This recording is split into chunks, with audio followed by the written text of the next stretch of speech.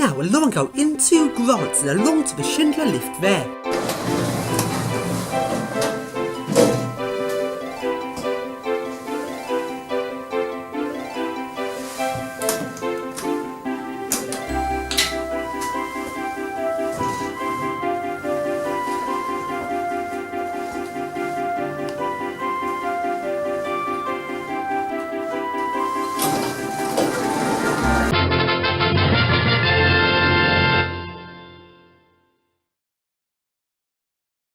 And now along we go to the next Westfields, which is Westwood, which isn't actually a Westfields. Sounds like it should be, so I filmed the lifts here anyway. And before we go into Westwood, we first go into some random set of flats. And the lifts here are some modernised Benny lifts, and it's got odd and even lifts, and above the lift also shows what floors the lift goes to. And the most interesting thing that is above these two lifts, there's a light up sign which says Lift Engineer on Site. Now, I've never seen this before. I wonder how you turn on this light up sign. Is there a switch in the motor room? Or does it turn on when one of the lifts is in inspection?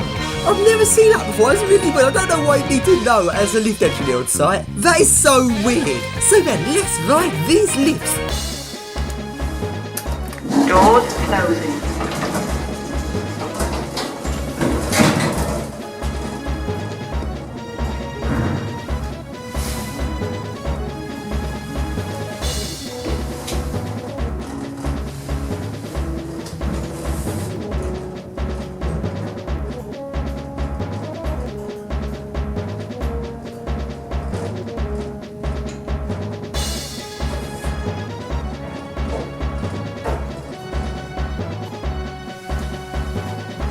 Doors opening. 5th floor. And let's ride the other lift.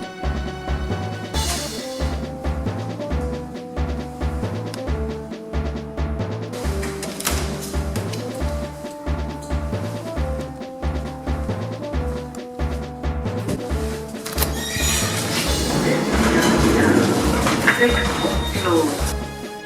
Doors closing. Doors opening. Lift going down. Doors closing. Doors opening. Doors closing.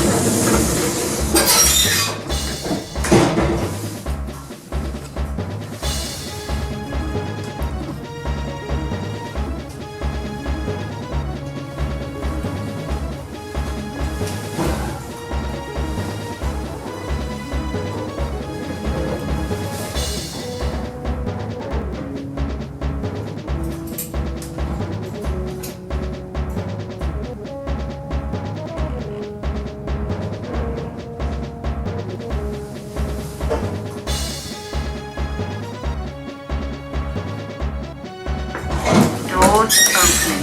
Ground. And now let's put these lifts into fire mode. So then, drop key switch, put in the drop key, and I can't find the switch anywhere.